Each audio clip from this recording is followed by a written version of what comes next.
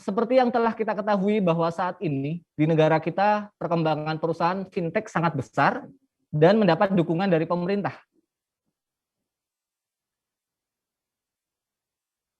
Oh ya. Oh ya, oke. Mohon maaf, ini ada informasi tambahan tadi belum lengkap saya sampaikan ya terkait dengan presensi. Harap kepada semua peserta untuk menggunakan QR code yang sudah tertera untuk memastikan bisa terekam. Oke, mohon maaf. Saya ulangi ya, dari penanya pertama dari Dedi Feli Firdaus, mahasiswa Universitas Muhammadiyah Buton. Seperti yang telah kita ketahui bahwa saat ini di negara kita perkembangan perusahaan-perusahaan fintech sangat besar dan mendapat dukungan dari pemerintah. Yang ingin saya tanyakan adalah apakah lembaga perbankan tidak khawatir akan tersingkir dengan adanya fintech ini? Seperti kita ketahui, salah satu peran perbankan adalah memberi pinjaman dalam bentuk kredit. Apabila tawaran untuk memperoleh kredit melalui fintech lebih mudah dan tidak ribet, otomatis akan banyak calon nasabah yang akan memilih, dan ini akan mengakibatkan berkurangnya kredit pada perbankan. Dan bagaimana dengan perpajakan dari fintech itu sendiri? Ini pertanyaan pertama dari Dedi Feli Firdaus. Mungkin akan saya bacakan beberapa pertanyaan sekaligus ya, nanti biar bisa ditanggapi oleh moderator, oleh narasumber. Pertanyaan kedua dari Pancar Mahamgara dan Pradeva Zaki. Ini mahasiswa UAD. Yang ada ya, kita sampaikan dulu 4 pertanyaan, nanti masih ada beberapa pertanyaan yang lain yang nanti kita sampaikan menyusul. Mungkin Pak Agus dulu yang bisa menanggapi, kami persilahkan Pak Agus.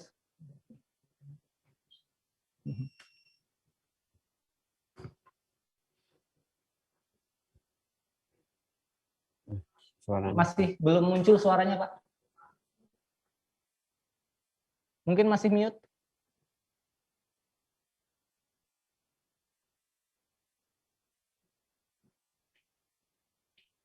Masih mute Bapak.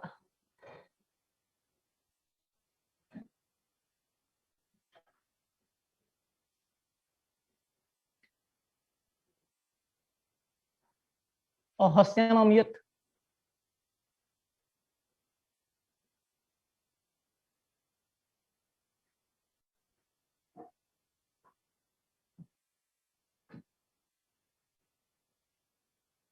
Ya, unmute bisa dilakukan secara mandiri. Oke, terima kasih. Oke. Tadi di unmute sama host, jadi nggak bisa saya. Silakan Bapak. Oke, terima kasih. Tadi pertanyaannya benar sekali bahwa apakah Mas Dedi tadi ya, apakah perbankan akan tersingkir? Jawabannya yes, gitu. Absolutely yes. Tapi tentu tidak semuanya ya. Artinya seperti tadi saya mengquote Bill Gates ya, bahwa akan berkurang peranan bank itu. Sekarang kalau kita tanya kepada diri kita masing-masing, berapa banyak kita sering ke counter di bank sekarang, di teller gitu ya. Saya sendiri, buku saya udah bertahun-tahun nggak pernah di print sama bank. Jadi artinya ini kan balik lagi kalau Darwin itu survival of the fittest gitu ya. Jadi kalau memang tidak cocok kepada zamannya ya mau nggak mau akan tersingkir gitu. Dan nggak ada masalah, artinya nanti bukan nggak ada masalah, maaf. Ya tentunya ada sedikit masalah juga bahwa bank-bank ini harus mengejar dirinya sendiri gitu ya. Jadi sekarang ini timbul apa yang namanya digital banking. Itu ada salah satu digital banking dari Singapura yang dianggap sebagai digital banking terbesar terbaik di dunia gitu, dan kita sedang mencoba ke arah situ juga. Dan sekarang timbul ada yang namanya neobank. Jadi memang yang mana transformasinya fully digital, itu bukan hanya sekedar mengotomate apa yang ada, tetapi mindset, proses dan segala macam.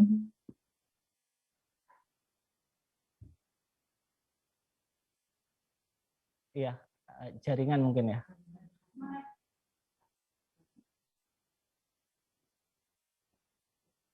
Sama sekali boleh dibilang dia lebih more direct gitu ya. Ya, tinggal nanti regulasi dari pemerintah kan supaya terjadi kompetisi yang sehat, tetapi juga barrier entry-nya supaya sama-sama playing field gitu ya, equal gitu. Jadi aksesnya sama-sama kepada usaha yang sama. Gitu. Kemudian dampak secara ekonomi internasional ini di-embrace atau didorong oleh banyak pihak karena traditionally banking kan memang memerlukan banyak syarat kan, paperwork-nya banyak, kemudian dan itu lumrah saja karena dia mengelola dana masyarakat gitu. Kalau saya diberi kepercayaan untuk mengelola suatu dana masyarakat adalah tentu saya harus berhati-hati, ekstra hati-hati. Tapi dengan fintech kan dia sebenarnya menemukan mengconnecting the dots saja gitu. Jadi si fintech ini ada suatu proyek atau suatu pendanaan oleh para investor yang bisa diberikan langsung ke proyek. Jadi perantara diminimize sehingga itu dampaknya sangat positif. Jadi by nature gitu ya, secara alamiah tentu persyaratannya lebih rendah karena si pihak saya punya uang misalnya, saya masuk ke fintech, saya bisa invest ke proyek manapun yang saya pilih. Jadi tidak saya serahkan uang itu terserah fintechnya, tidak gitu. Jadi misalnya saya akan mendanain proyek penggemukan sapi yang punya Muhammadiyah misalnya, atau saya bisa sebagai investor saya bisa naruh uang kepada orang yang mau beli alat-alat mesin pembangunan misalnya. Itu tidak diatur oleh si lembaga, tapi saya bisa directly gitu. Jadi secara internasional tentunya ini akan sangat bagus secara ekonomi, artinya akses kepada sumber-sumber daya lebih mudah gitu. Bahkan tetapi memang yang harus diperhatikan adalah resiko, karena resiko dengan adanya kecepatan, tentu kita harus punya rem, dengan ngegas mobil harus punya rem juga. Kesadaran ataupun pengertian masyarakat umum mungkin belum sepenuhnya mengerti benar. Nah, ini perlu edukasi, perlu sosialisasi, dan saya kira OJK juga melakukan seperti ini, walaupun kadang-kadang OJK sendiri juga mengakui mereka mesti catch up dengan teknologi. Saya sempat presentasi ke OJK, termasuk saling bingung semua. Jadi saya bilang ini seperti opera Van Java, pemainnya bingung, penontonnya bingung, dalangnya juga bingung gitu. Nah, oleh karena itu pemahaman secara teknologi itu memang diperlukan. Dan tentunya perputaran kecepatan ekonomi di masyarakat juga akan mudah. Sekarang bayangkan coba usaha kecil di pinggir misalnya Kulon Progo misalnya gitu ya. Ya mungkin mau ke perbankan juga terlalu banyak ribetnya, tetapi dengan fasilitas fintech ini bisa digulirkan lebih baik. Nah, juga ke depan seperti halnya tadi Pak Jamaluddin ya menyatakan bahwa dana pensiun dilakukan lewat reksadana, saham online. Barangkali ke depan bisa dipikirkan bahwa Muhammadiyah sendiri punya fintech, gitu. Punya fintech atau WAD gitu ya, di mana penggerakan roda ekonomi dilakukan secara platform digital dan sudah punya nasabah dalam hal ini adalah para usaha-usaha yang di bawah Muhammadiyah. Jadi pengguliran gerakan ekonomi akan lebih kuat lagi, gitu, kira-kira. Saya kira gitu, Mas.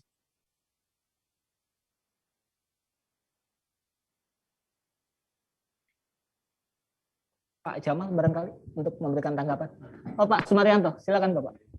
Terima kasih, saya akan mencoba menjawab terkait dengan pertanyaan yang keempat, yaitu terkait dengan alumni akuntansi ya dalam perkembangan fintech. Nah, saat ini perkembangan fintech sudah sangat pesat sekali ya kan, sehingga membutuhkan sekarang ini adalah tenaga-tenaga akuntan yang melek terhadap IT.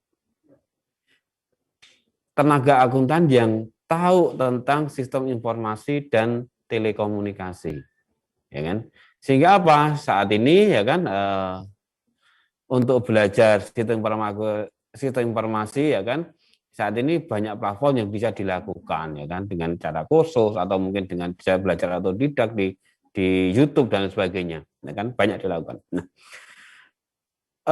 saat ini di perguruan tinggi yang oleh Kemendikbud sudah diwacanakan adanya MBKM, Merdeka Belajar, ya kan, kuliah merdeka. Artinya apa? Sekarang ini dengan adanya MBKM ini, para mahasiswa ini bisa mengakses ilmu itu dari prodi manapun, yaitu dengan cara yang inbound, artinya yang di dalam universitas maupun yang outbound. Sehingga apa? Sehingga nanti kalau ada mahasiswa akuntansi yang pengen, ya kan, yang berminat untuk masuk ke dunia fintech, maka di UAD juga ada prodi teknik informatika maupun sistem informasi. Nah, sehingga apa? Sehingga nanti mahasiswa bisa ngambil, ya kan, untuk memperdalam ilmu teknologi informasi itu di prodi teknologi informasi. Nah, nanti akan dikonversi dalam mata kuliah yang ada di prodi akuntansi. Nah, saya kira itu, ya kan, yang perlu dikembangkan oleh adik-adik mahasiswa, ya kan, supaya apa? Supaya ke depan ilmu yang didapat itu tidak ketinggalan zaman. Karena zaman terus berubah, ya kan, zaman mau nggak mau ilmu akuntansi, ya kan, itu akan menyesuaikan dengan perkembangan zaman. Nah, saya kira itu untuk yang pertanyaan yang keempat, sehingga siaplah nanti tadi kalau ada pertanyaan adalah mahasiswa prodi akuntansi siap untuk belajar akuntansi dan belajar teknologi informasi. Saya kira itu, Mas. Mungkin yang terkait dengan saya hanya itu ya, Mas ya. Menanggapi pertanyaan lain juga boleh. Oke, yang pertama yang ketiga ini terkait dengan peningkatan ekonomi. Nah, saat ini fintech itu sangat peningkatan ekonomi, ya kan. Dengan adanya fenomena pandemi ini, ya kan, mau nggak mau saat ini ya jadi orang yang ada di desa, orang yang ada yang tidak mempunyai showroom yang begitu megah itu bisa melakukan penjualan secara online, ya kan, dan pembayarannya pun juga secara online menggunakan fintech. Sehingga apa? Sehingga ya fintech itu multiplier efeknya sangat luas sekali, ya kan, sehingga masyarakat bisa memanfaatkan itu. Masyarakat yang tidak mempunyai tempat usaha pun sekarang bisa berjualan, ya, menggunakan sosmed. Saya kira itu, Mas. Baik, Bapak. Terima kasih banyak. Dari Pak Jamal. Saya mungkin yang menanggapi untuk yang pertanyaan nomor 3, jadi menambahkan sedikit tadi Pak Marianto sudah banyak memberikan masukan terkait dengan apakah fintech bisa meningkatkan perekonomian. Jelas itu. Prinsip bagi kita adalah sebenarnya ketika kita bisa menguasai teknologi, apapun yang akan kita lakukan itu insya Allah pasti bisa. Tadi Pak Marianto juga menjelaskan, ketika kita mau berjualan, memang benar.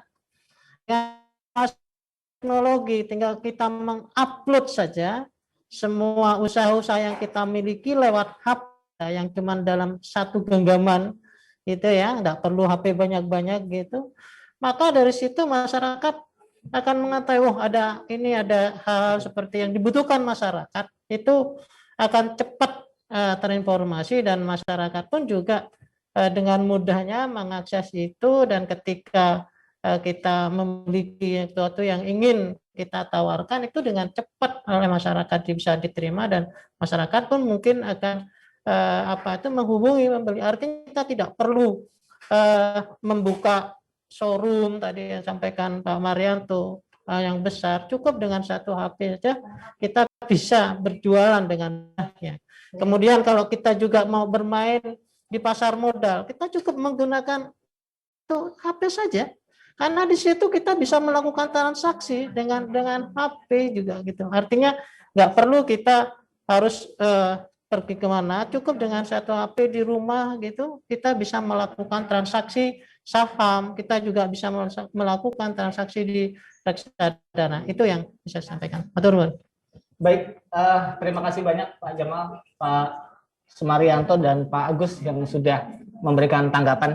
Ini masih ada beberapa pertanyaan-pertanyaan yang lain, tapi sebelum saya lanjutkan ke sesi pertanyaan kedua, perlu kembali mengingatkan kepada peserta untuk jangan lupa mengisi link presensi, nama dan emailnya jangan sampai keliru.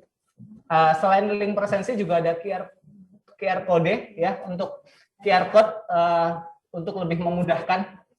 Silakan bisa digunakan karena nanti sertifikat akan langsung dikirim setelah presensi diisi, sehingga nanti ketika ada peserta yang lupa belum mengisi setelah acara ini selesai, maka panitia tidak bisa lagi menanggapi ya. Baik, Ibu serta webinar, ini kita lanjut ke sesi pertanyaan yang kedua. Yang pertama dari Taufik Hidayat, mahasiswa UAD. Apakah fintech mampu memberikan manfaat dalam mendorong pada kebijakan ekonomi? Ini Taufik. Kemudian pertanyaan kedua dari Ira Heni Risdayanti, ini juga mahasiswa UAD. Apakah ada tantangan dari penggunaan fintech? Dan bagaimana cara kita untuk menghadapi tantangan dari fintech tersebut? Ya, mungkin karena fintech ini kan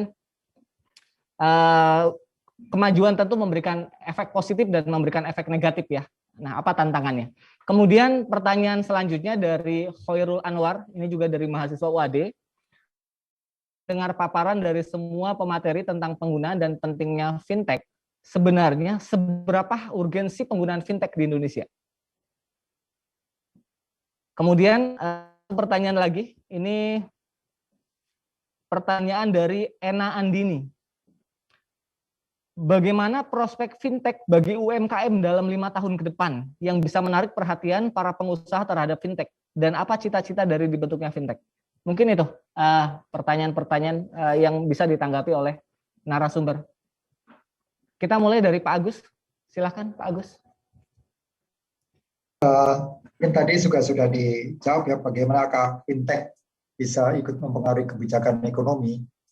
Ya, tentu jawabannya iya dan tidak ya, dalam arti kata balik lagi tadi adalah salah satu cita-cita dibikinnya fintech adalah satu, memudahkan masyarakat luas mendapatkan akses kepada sumber-sumber daya finansial.